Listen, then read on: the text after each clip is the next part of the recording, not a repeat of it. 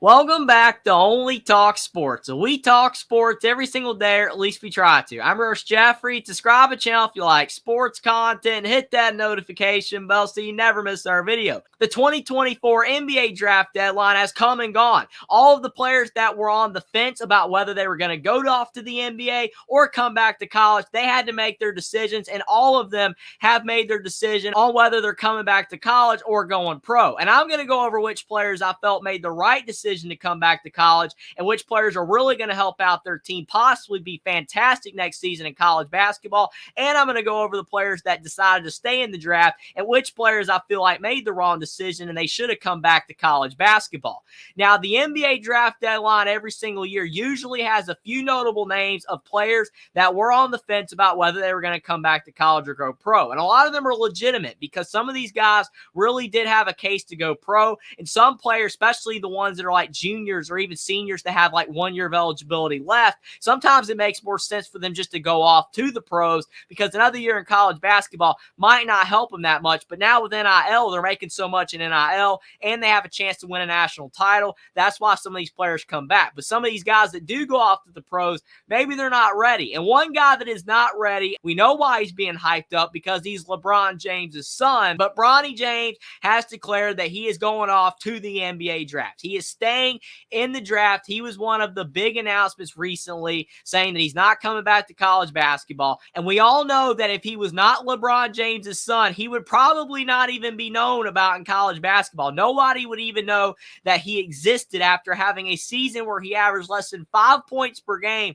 at USC. It's not like this guy averaged over 10 points per game and just had some flaws. He was not a good player this past season in college basketball. And I know that Bronny James had the cardiac arrest issues prior to his season at USC. That's tough, and I hate that for him. But if you saw my video about should the Lakers draft Bronny James, and if you saw my short on saying is Bronny James overrated, the answer is he's absolutely overrated, and the Lakers should not draft Bronny James to get LeBron James to stay. That's absolutely dumb if the Lakers do, but it is what it is. They got to do what they think is best, but Bronny James is not ready for the NBA. He should have stayed in college basketball, and all those memes on Twitter of people saying that he would be flipping hamburgers after college basketball if he wasn't LeBron James' son are absolutely true. He by far has made the worst decision to declare for the NBA draft out of all of the players on the list. He is definitely not ready. But to get to some of the players that have announced that they're coming back to college, the headline name is Mark Sears. He made a good decision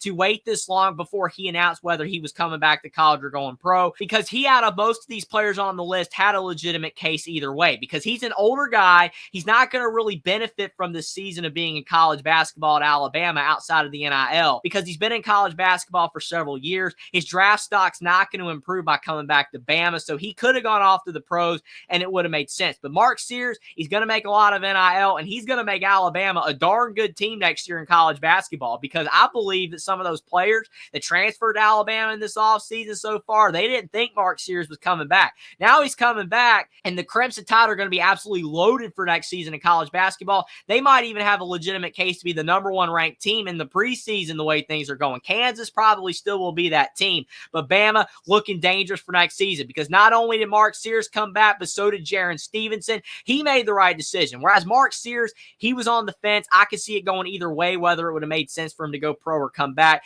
Jaren Stevenson needed to return. He has a lot more improving to do, and I could see him taking a sophomore leap, kind of like Noah Clowney did at Alabama when he came back for another year in college basketball, and now he's doing pretty well for himself off in the NBA. So Jaren Stevenson made the right decision to come back, but man, the Alabama Crimson Tide, they are looking mighty dangerous next season in college basketball, and probably the favorite to win the SEC and possibly could win a national title.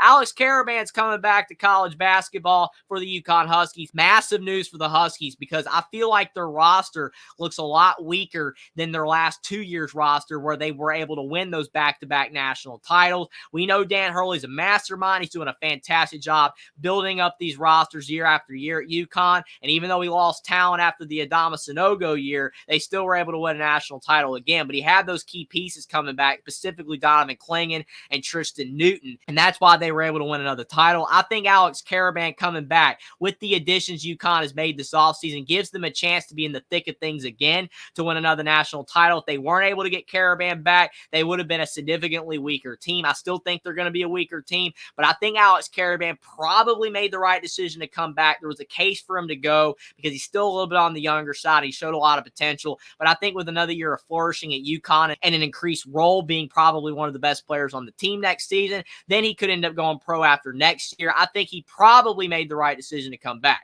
Hunter Sal's coming back to college basketball to play for Wake Forest. Wake Forest isn't going to make anybody's top 25 rankings in the preseason in college basketball, but they've quietly had a good offseason. Steve Forbes has done a good job being able to bring in some pretty solid talent for Wake Forest standards, and then he's been able to keep these guys a little bit longer than a lot of people would think. And Hunter Sal's coming over from Gonzaga. He's definitely a player that has NBA draft aspirations. He was highly recruited out of high school, and him coming back is a massive re-addition for Wake. I think that the Demon Deacons could be a factor in the ACC possibly next season, at least in the top half of the standings. Maybe have a big upset or two next season, kind of like when they knocked off Duke this past season. Hunter Sal's had a case to go pro, but like Alex Caravan, think he made the right decision to come back. Caleb Love, exact same situation as Mark Sears. He's an older guy. He's not going to really improve his draft stock by coming back, but he's going to make a lot of NIL, and he's going to be on a team that will have a shot to be able to compete possibly for a national title next season, even though I think Arizona's chances are a lot lower than Alabama's. Arizona's going to be in the tough Big 12 next season. The only issue with Caleb Love coming back, though, is that Josen Sannon, their top 15 recruit that reclassified to the 2024 class, he's now going off to Arizona State, their rival school, because Caleb Love's returning. That's a tough blow, but I do think Caleb Love coming back is big for Arizona. He's going to make a lot of NIL, but he could have gone pro just like Mark Sears did. Chase Hunter's coming back to Clemson. The Clemson Tigers needed good news like this because they're losing a lot from this past year's team. They got Ian Shefflin back. I think that's huge for them as well. And they did bring in Christian Reeves, a very talented transfer portal center from Duke. So I think that the Tigers, kind of like with Wake Forest, will be a factor in the ACC. Probably not as good as last year by a long shot, but Chase Hunter gives the Clemson Tigers a chance to possibly be a borderline top 25 team next season. Matthew Murrell coming back to Ole Miss. All of these players, they are very talented. They have a lot of skills, but some of these guys are older, kind of like with the case of Chase Hunter, Caleb Love, Mark Sears. Matthew Murrell, he's been in college basketball for a little bit. He scored a lot of points on Ole Miss's team last season, but he's going to make a good amount in NIL, polish his game a little bit more. He might eventually be ready for the NBA, but probably smart to come back. And John L. Davis going to Arkansas. I mean, he's going to make a ton of NIL at Arkansas. He probably wouldn't have gotten drafted, unfortunately, in the NBA draft. He made the right decision to come back. Good player, had a lot of success at Florida Atlantic, but made the right decision to come back. And then you look at these big NBA draft announcements, including Bronny James, as already mentioned. David Jones is staying in the draft. Had a great season last year at Memphis. I think he should have come back, though. I know that some drafts do have him in the second round, but I would have come back to college basketball, see what he could do in another season. He did score a lot of points, but he could have transferred up to a bigger school, maybe gotten some more high-profile attention by being at a bigger school. That might have been able to help him out a little bit, but I do think there is a case for him to go pro, because how much more could he improve on what he did this past season at Memphis? It's just tough when you're so low on the NBA draft boards to say that it's the right decision to go pro. I would say 60-40, he should have come back to college, but not the worst decision in the world. Johnny Furphy, I think he's another player where I can see both ways. He was a young guy this past season, only a freshman at Kansas,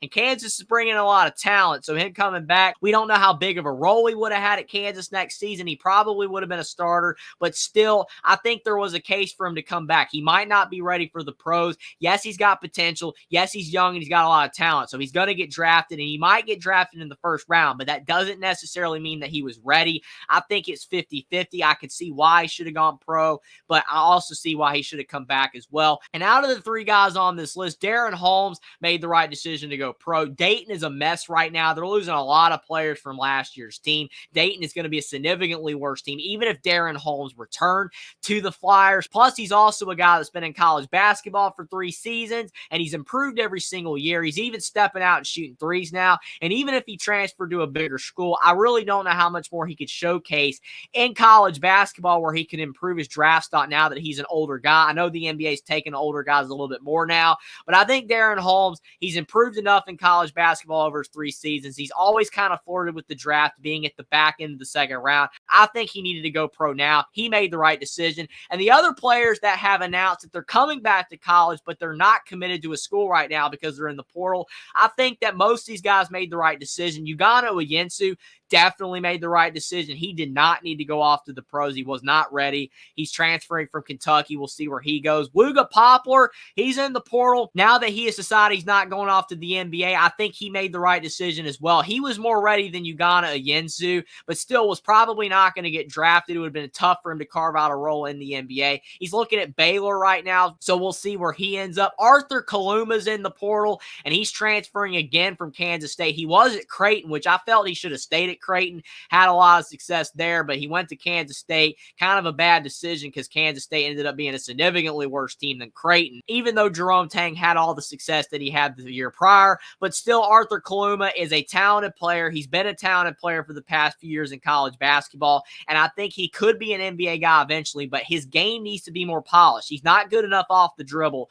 kind of like OG Anunoby is, which is his comparison to the NBA. OG Anunoby's a much better ball handler, a much better shooter. Arthur Kaluma can shoot the ball, he can drive, but he's got to get better all the other aspects of the game if he's going to be an NBA player one day. I think he made the right decision to come back. He just needs to transfer to the right school this time. And then Coleman Hawkins, he's an older guy. I see the potential of why he could have gone to the pros because of the fact, kind of like Darren Holmes, how much more can Coleman Hawkins improve in college basketball to be able to say that, yes, he is ready for the NBA, more so in a year than he is right now? I don't know. I think Coleman Hawkins could have gone off to the pros, but he is looking at North Carolina in the portal. If he goes there, maybe being at a school like that will give him a better chance to be able to showcase what he can do to the bigger stage than Illinois even though Illinois went to the Elite Eight. That's why I'm saying I don't really know how much more Coleman Hawkins can improve in college to say that he's ready for the pros, but he's going to make a lot of NIL, so it's not the worst decision in the world, but we'll see where Coleman Hawkins ends up. That was more of a 60-40. I think he should have went pro, but